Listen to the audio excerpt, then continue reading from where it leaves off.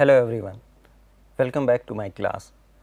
Today we will address the second topic in module number 12, which is basic concepts of holography. You must have seen 3D floating images which if you try to touch, then you will see that you are just touching your fingers. It floats in the air, but it cannot be touched.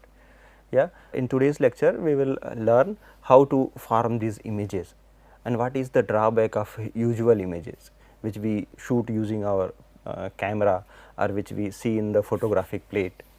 Yeah. Now, in all